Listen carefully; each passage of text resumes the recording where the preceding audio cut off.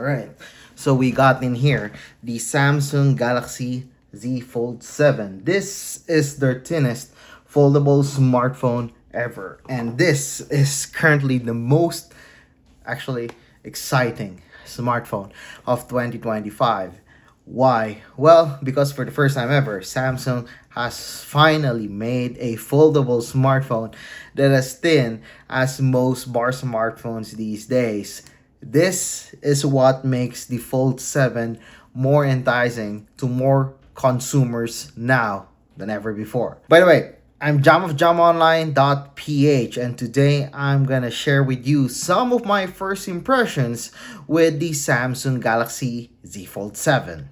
So first things first, let's talk about the specifications or what we can expect from the Galaxy Z Fold 7. So first we got in here the 8-inch display on the inside. It's a foldable display. Yes, you could still see some crease on that one. And also we got in here a 6.5-inch display on the front. Now, as for the aspect ratio, this one is actually pretty fine. Unlike the first generation and even the next generation of Galaxy Fold, this one is more usable with its cover display. I actually use the cover display more than ever compared to the previous folds that I have reviewed and tested before. As for the design, you could still see here the hinge at the middle. And yes, Samsung has fixed that one and made it a lot better. As for the hinge, it actually feels a little bit different now. So it doesn't have, doesn't give you too much, doesn't need too much force rather to open it.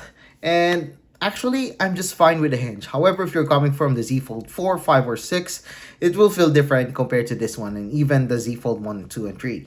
Samsung made a lot of magic about its camera. We now have in here a 200 megapixel main camera, a 10 megapixel telephoto, and a 12 megapixel ultra wide. As for these ones, we have in here 10 megapixel selfie camera and another 10 megapixel selfie camera over here. And no, we do not have another display selfie camera anymore on the foldable display, which I am super fine with. Now, let me tell you why.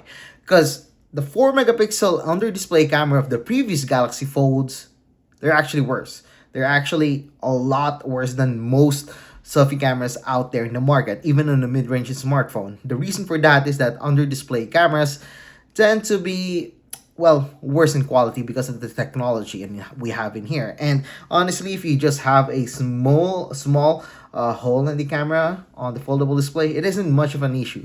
As we're getting in here a better selfie camera, which I like, especially that I always use video call on Messenger, Zoom, or Teams. Now, as for the 200 megapixel main camera, the 200 megapixel main camera is actually on a flagship level.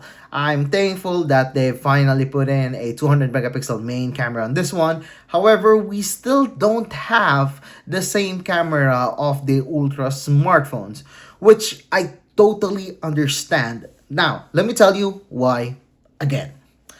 Having a telephoto camera or a better camera for zooming on a Galaxy Z Fold 7 that is thin as this, you would have a problem if you're gonna put in a large camera sensor, a telescopic camera or telephoto camera at the back or periscopic camera at the back, because it will take too much space. And looking at how thin the Galaxy Z Fold 7 is, well, you can already see that this one is already thick. And once you go in with the Galaxy Z Fold 7 with a periscope camera, the phone will be a lot thicker, which isn't ideal considering that the smartphone is actually already thin and it doesn't hold good when you're putting it in a flat surface. You could see it wiggling on flat surface, which is a really big turnoff for some people. And honestly, in my case, I've been using a lot of smartphones. I've reviewed a lot of smartphones. I never got bothered with that. However, with the Z Fold 7, it's just too much wiggling on a flat surface. Even if I'm using a case like this, I'm using the Galaxy Z Fold 7 case. Man, I tell you, it's still not enough. You can still feel the wiggle when you place it on a flat surface. Another thing that most people have missed on this one, but they probably don't use, is actually the S Pen support. We don't have the S Pen support anymore on the Galaxy Z Fold 7, and they didn't explicitly told us why. But however, I have I have a theory that actually it's probably is the reason. There's no digitizer or support on the display or the foldable display because this will make the smartphone thicker.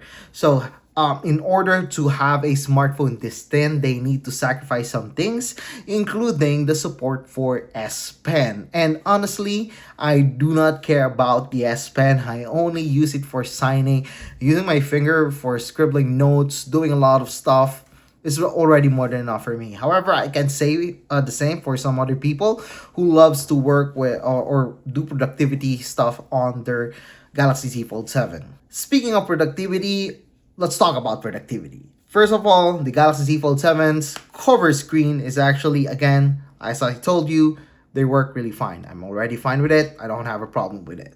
The Z Fold 7's cover display, the foldable display, is actually the aspect ratio. It's not perfect for a laptop or tablet replacement in some cases, but this is more than enough for me. I could do two windows at the same time on this mode. I could open two windows at the same time, and honestly, the aspect ratio of both applications are fine with me. I know there are some other aspect ratios that are better for some people, but in my usage, I think this aspect ratio is actually perfect for me. And speaking of productivity, actually one of the best reasons of going for a Samsung foldable smartphone is the One UI 8. The One UI 8 is actually optimized for a foldable display. I know, previous One UIs, they work just fine. However, with One UI 8, I feel like they made some optimizations with AI, Google Gemini.